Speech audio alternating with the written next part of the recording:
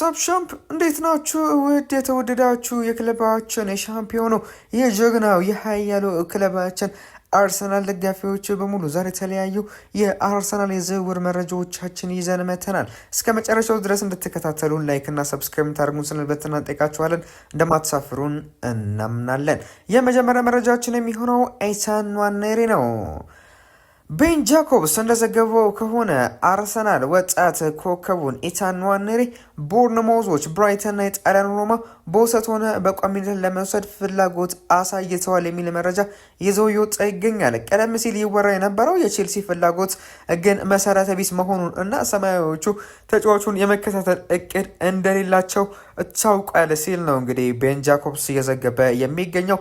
ኤታን ንዋኔሪ እንግዲህ በባለፈው የውድድር ዘመን በውሰት በማርሴ ነበር ማሳለፍ የቻለው።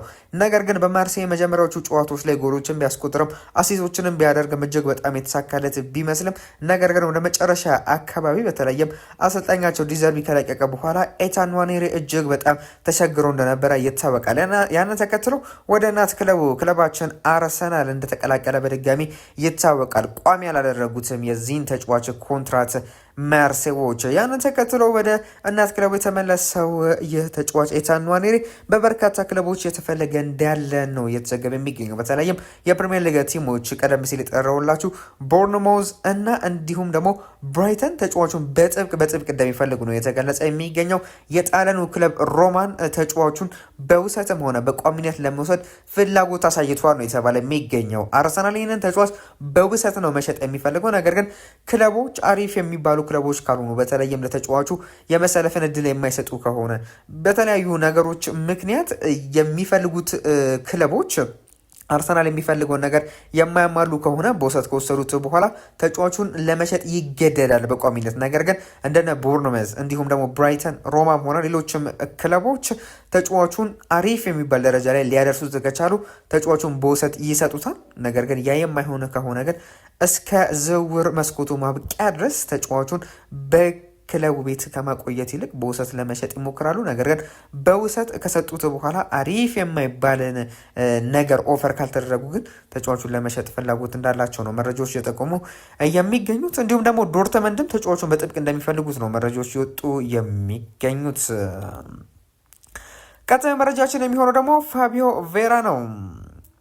ኖቲንጋም ፎረስት ለፖርቹጋላዊ የአርሰናል አማካኝ ፋቢዮ ቬራ የ28 ሚሊዮን ዩሮ ይፋዊ የዝውውር ጥያቄ አቅርቧል የሚል መረጃ በዛሬው ዕለት በስፋት ነው እየወጣ የሚገኘው።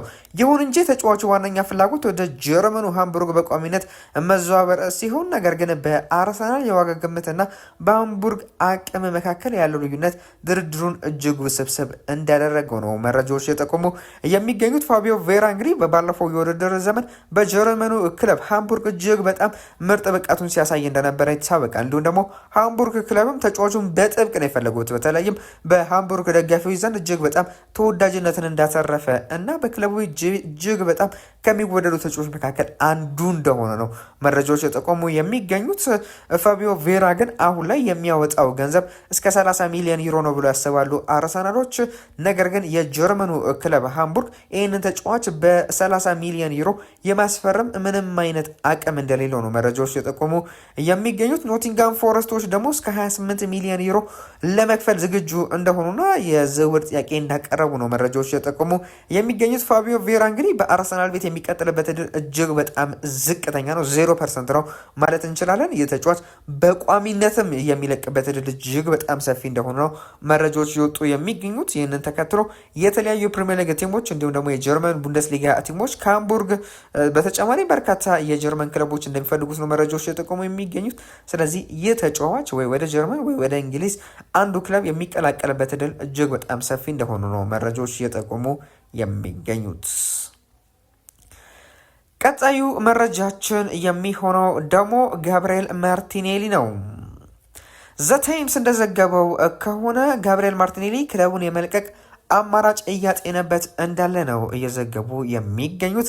አርሰናል በዚህ ክረምት እንደ ብራድሊ ባርኮላና ሞርጋን ሮጀርስ ያሉ አዳዲስ የግራ መስመር አጥቂዎችን ለማስፈረም ከፍተኛ በጀት መድቦ በትጋት እየሰራ መሆኑን ተከትሎ የ25 ዓመቱ ብራዚላዊ የክንፍ መስመር ተጫዋች ማርቲኔሊ በክለቡ ያለውን የመሰለፍ ዕድል በመፍራት የወደፊቱ የእግር ኳስ ህይወቱን ማሰብ ጀምሯል። ተጫዋቹ ወደ ውጪ ሀገር ክለቦች በተለይም ከእንግሊዝ ውጪ ማለት ነው በስፔን እና በጣሊያን የመዘዋወር እድል እንዳለው ነው እየተገለጸ የሚገኘው። እንዲሁም ደግሞ የተጫዋቹም ፍላጎት ወደዚያ እንደሆነ ነው መረጃዎች የጠቆሙ የሚገኙት። ማርቲኔሊ ከውሉ 1 ዓመት ቢቀረውም ክለቡ ኮንትራቱን በራስ ስር ለ1 ተጨማሪ ዓመት የማራዘም መብት አለው። አርሰናል ሽያጩን ከፈቀደ ተጫዋቹ ገና ወጣትና ትልቅ አቅም ያለው በመሆኑ ከሊያንድሮ ትሮሳርድ ይበልጥ እጅግ ከፍተኛ የዝውውር ሂሳብ ያስገኝለታል ተብሎ ይጠበቃል። እንግዲህ ክለባችን አርሰናል ከትሮሳርድ እስከ 25 ሚሊዮን ፓውንድ ያገኛል ተብሎ ነው የሚገመተው። ከማርቲኔሊ ደግሞ እስከ 50 ሊያገኝ ይችላል። በተለይም ወደ ሳውዲ ከሄደ እንዲሁም ደግሞ ወደ ተለያዩ ክለቦች ከሄደ በተለይም ወደ ጀርመን ቡንደስሊጋ ወደ የተለያዩ ክለቦች ይፈልጉታል። ባየር ሙኒክ ይፈልጓል።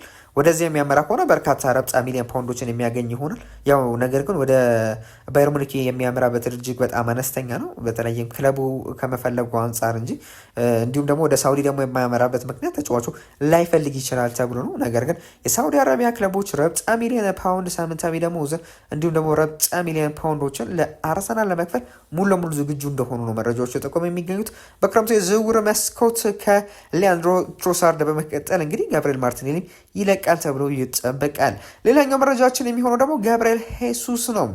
አርሰናል በጉዳትና በቋሚነት ባለመሰለፍ ብቃቱ እየቀነሰ የመጣውን ብራዚላዊ አጥቂ ጋብሪኤል ሄሱስን በዚህ ክረምት በቀላሉ ለመሸኘት የለጠፈበትን ዋጋ በከፍተኛ ሁኔታ በመቀነስ ወደ 20 ሚሊዮን ፓውንድ 25 ሚሊዮን ፓውንድ አውርዶታል የሚል መረጃ ነው እንግዲህ ኮቶብ ሳይድ ይዞ ይወጣ የሚገኘው። ይህን ተከትሎ የሊቨርፑል የቀድሞ አሰልጣኝ ዴቪድ ሞይስ እንግዲህ የቀድሞ የኤቨርተን የተለያዩ ቡድኖች የዌስትሃም አሰልጣኝ የሆኑት ዴቪድ ሞይስ አሁን ላይ ኤቨርተን እያሰለጠኑት ይገኛሉ። ተጫዋቹን የፊት መስመር ዋነኛ መሪ ለማድረግ ከፍተኛ ፍላጎት አሳይተዋል የሚል መረጃ ነው እንግዲህ እየወጣ የሚገኘው። ይሁን እንጂ ለዝውውሩ መሳካት ትልቁ ማነቆ የሆነው ተጫዋቹ በአሁኑ ወቅት በአርሰናል ቤት የሚያገኘው ሳምንታዊ ደሞዝ 265,000 ፓውንድ ነው። እጅግ በጣም ግዙፍ የሆነ ደሞዝ ነው። በኤቨርተን ይህንን መክፈል ስለማይችል ሄሱስ ደሞዙን ለመቀነስ ፈቃደኛ ካልሆነ ዝውውሩ ሊደናቀፍ የሚችልበት እድል እጅግ በጣም ሰፊ እንደሆነ ነው መረጃዎች የጠቆሙ የሚገኙት። እኔ በግሌ ይህ ዝውውር ይሳካል ብዬ አላስብም። በተለይም ወደ ኤቨርተን ሄዶ ደሞዙን ቀንሶ ከእንደገና በሻምፒዮንስ ሊግ የመሳተፍ እድሉን አጥቶ ከእንደገና ደግሞ በሚር ቴብል ለሚጫወት ክለብ እንደዚህ አይነት ሪስክን ወስዶ ይሄዳል ተብሎ እኔ በግሌ አልጠብቅም። ነገር ግን ወደ ሳውዲ አረቢያ የሚያመራበት እድል አለ። በተለይም ደግሞ ወደ ሀገሩ ብራዚል ተጉዞ በዛ የመጫወት እድሉ እጅግ በጣም ከፍተኛ ነው። ምክንያቱም ደግሞ ደሞዝም አሪፍ ይከፍለዋል። ቢያንስ እንኳን ከኤቨርተን የተሻለ ይከፍለዋል ተብሎ ይጠበቃል። ምክንያቱም ደግሞ ለእነሱ ለማርኬቲንግ ለተለያዩ ነገሮች እጅግ በጣም ይጠቅማቸዋል። ወደ ብራዚል ቢሄድ እንኳን ምንም እንኳን ከእንግሊዝ እጅግ በጣም የወረደ ሊግ ቢሆን ማለት ነው። ወደ ሳውዲ የሚሄድ ከሆነ ደግሞ ያው ለእናንተ አልነግራችሁም ምን ያህል ከፍተኛ ግዙፍ የሆነ ደሞዝን እንደሚከፈለው። ስለዚህም ይህ ተጫዋች በክረምቱ የዝውውር መስኮት ከአርሰናል ቤት የሚለቅበት እድል እጅግ በጣም ሰፊ ነው። አርሰናል እስከ 40 ሚሊዮን ፓውንድ ነበር የገመተው፣ እስከ 35 ሚሊዮን ፓውንድ ነበር። ነገር ግን 20 ሚሊዮን ፓውንድ 25 ሚሊዮን ፓውንድ ድረስ አውርዶታል የሚል መረጃ ኮቶብ ሴል ይዞ እየወጣ ይገኛል። ስለዚህ በክረምቱ የዝውውር መስኮት ከ20 እስከ 25 ሚሊዮን ፓውንድ ይህንን ተጫዋች አርሰናሎች ሊሸጡት እንደሚችሉ ነው መረጃዎች እየወጡ የሚገኙት። ቀጣዩ መረጃችን የሚሆነው ደግሞ ሲሊያን መርፊ እንመለከታል።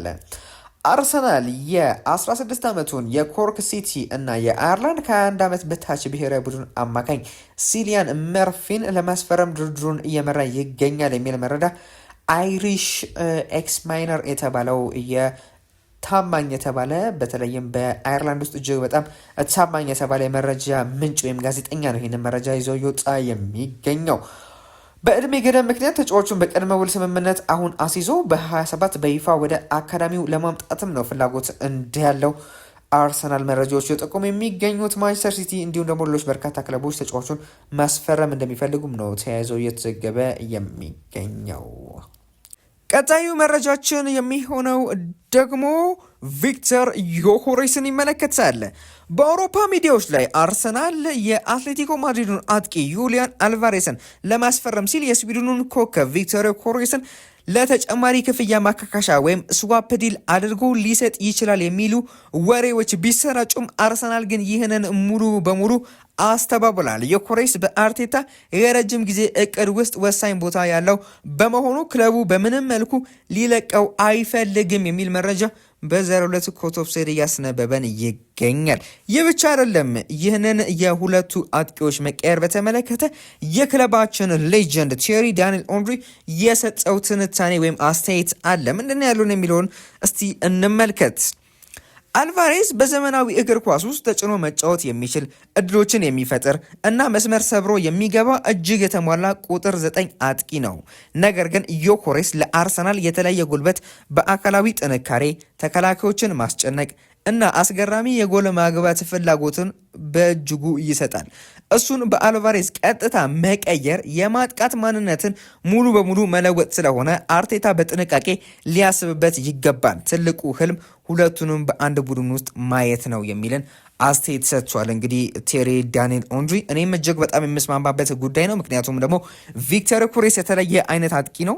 ዩሊያን አልቫሬዝ እጅግ በጣም የተለየ አጥቂ ነው። ስለዚህም ሁለቱ አንድ አይነት አጥቂዎች ስላልሆኑ፣ አንድ አይነት ባህሪ ያላቸው አጥቂዎች ስላልሆኑ ሁለቱን መቀያየር፣ ዩሊያን አልቫሬዝን ማምጣትና ቪክተር ዮኬሬስን መሸጥ በዛ ቦታ ላይ በተለይም በማጥቃቱ ረገድ ስታይላችንን በጣም ነው የሚቀይረው፣ ታክቲካችንን በጣም ነው የሚቀይረው። ስለዚህ ድጋሚ ሌላ ተጫዋችን ማላመድ ይመጣል ማለት ነው።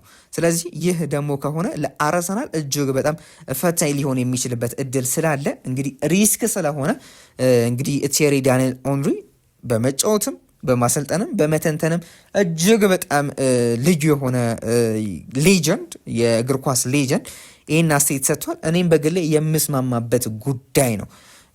እስቲ እናንተን ሀሳብ አስተያየት ደግሞ ብታሳውቁኝ እጅግ ደስ ይለኛል። ቀጣዩ መረጃችን የሚሆነው ደግሞ ሞርተን ሃልማንድ ነው። ኤስ ሚላን ለዚህ የስፖርቲንግ ሊዝበን ዴንማርካዊ አማካኝ ምንም አይነት ይፋዊ ጥያቄ አላቀረበም። አሁን ላይ የሚፈልጉት ክለቦች እንዲሁም ደግሞ የተጫዋቹ ቀጣዩ መዳረሻ ይሆናሉ ተብሎ የሚጠበቁ ክለቦች አርሰናልና ማንቸስተር ሲቲ ብቻ ናቸው የሚል መረጃ አቦላ የተባለው ታማኝ የፖርቹጋል ጋዜጣ እያስነበበን ይገኛል። የተጫዋቹ ዋጋ ከ40 እስከ 50 ሚሊዮን ዩሮ የሚገመት ሲሆን አርሰናሎች ይህንን ተጫዋች ለማስፈረምም ፍላጎት እንዳላቸው ነው አንዳንድ መረጃዎች እየጠቆሙ የሚገኙት። ያንን ተከትሎ አሁን ላይ ተጫዋቹ እንግዲህ ወይ ወደ ማንቸስተር ሲቲ ወይ ወደ አርሰናል እሄዳለሁ ብሎ እንደሚያስብ እና ሌሎችን ክለቦች ጥያቄ ውድቅ እንደሚያደርግ እንዲሁም ደግሞ ስፖርቲንግ ሊዝበንም የሚቀርቡለትን ጥያቄዎች ከነዚህ ከሁለቱ ከአርሰናል ወይ ከማንቸስተር ሲቲ ወይ ደግሞ ከተለያዩ ትላልቅ ክለቦች በፕሪሚየር ሊግ ከሚገኙ ካልሆኑ በስተቀር ውድቅ እንዲያደርግ እንደነገራቸው ነው መረጃዎች እየጠቆሙ የሚገኙት። ሞርተን ብሎም ዱዩ ሁልመንድ ይባላል። ዴንማርካዊ ነው። 27 ዓመቱ ነው። ሜትር ከ85 ይረዝማል። የመሀል ተከላካይ አማካይ ወይም ዲፌንስ ሚድፊልድ ሆኖ መጫወት ይችላል። በሴንትራል ሚድፊልድ ቦታ ላይ መጫወት ይችላል። እንዲሁም ደግሞ ተጫዋቹ እጅግ በጣም በርካታ ክለቦች የሚፈለግ ተጫዋች ነበረ። ባለፈው የክረምቱ የዝውውር መስኮት በቼልሲ በጥብቅ ይፈለግ ነበር። በማንቸስተር ዩናይትድ በጥብቅ ሲፈለግ የነበረ ተጫዋች እንደነበረ ይታወቃል። ነገር ግን ስፖርቲንግ ሊዝበኖችም እንዲሁም ደግሞ በተመሳሳይ ተጫዋቹም ከክለቡ እንዲለቅ አልፈለጉም፣ እንዲዘዋወር ሌላ ክለብ አልፈለጉም። ያንን ተከትሎ እንግዲህ በስፖርቲንግ ሊዝበን ነበረ ማሳለፍ እየቻለው። አሁን ላይ ግን ተጫዋቹ በክረምቱ የዝውውር መስኮት ስፖርቲንግ ሲፒ ጋር መለየትን እንደሚፈልግ ነው መረጃዎች እየጠቆሙ የሚገኙት። ተጫዋቹ ኳስን መቆጣጠር እጅግ በጣም ይችላል። በኮንፊደንስ ኳስን ቦል ኬሪ አድርጎ ወደፊት መሄድን የሚችል አይነት ተጫዋች ነው። ጠንካራ ታክል የሚወርቅ የጨዋታ አቀናባሪ የሚባለ ጨዋታ እንደፈለገ አድርጎ መምራት የሚችል አይነት ተጫዋች ነው። ረጅምና አጭር ፓስ በደንብ አኩሬሲ ያለው ተጫዋች ነው። በመሀል ሜዳ ላይ የመከላከል ብቃቱም እጅግ በጣም ከፍተኛ የሆነ ተጫዋች ነው። ይህ ተጫዋች እንግዲህ በማንቸስተር ሲቲ እንዲሁም ደግሞ በአርሰናል በጥብቅ የተፈለገ ያለ ተጫዋች እንደሆነ ነው አንዳንድ መረጃዎች እየጠቆሙ የሚገኙት። ነገር ግን ታማኝ የተባሉት የመረጃ ምንጮች አቦላ እንግዲህ እንደነገርኳችሁ በፖርቱጋል እጅግ በጣም ታማኝ የተባለ ጋዜጠኛ፣ ትልቁም ጋዜጠኛ እሱ ነው። በእንግሊዝ እንደነ ቴሌግራፍ እንዲሁም ደግሞ አትሌቲክስ ልንጠቅስ እንችላለን። በዚህ ደግሞ በፖርቱጋል እጅግ በጣም ተሳባቂ ጋዜጣ የተባለው ይህ ብቻ ነው ማለት እንኳን እንችላለን። ይህንን መረጃ ይዞ እየወጣ ይገኛል። ከ40 እስከ 50 ሚሊዮን ዩሮ እንደሚፈልጉም ነው እንግዲህ ይህን ዴንማርክ ለማስፈረም የሚፈልግ ማንኛውም ቡድን ማቅረብ ያለበት ብለው እየገለጹ የሚገኙት የስፖርቲንግ ሊዝበን ሰዎች ማለት ነው። እጅግ በጣም ለድርድር እጅግ በጣም የማይሆኑ ሰዎች እንደሆኑ ይታወቃል የስፖርቲንግ ሊዝበን ሰዎች።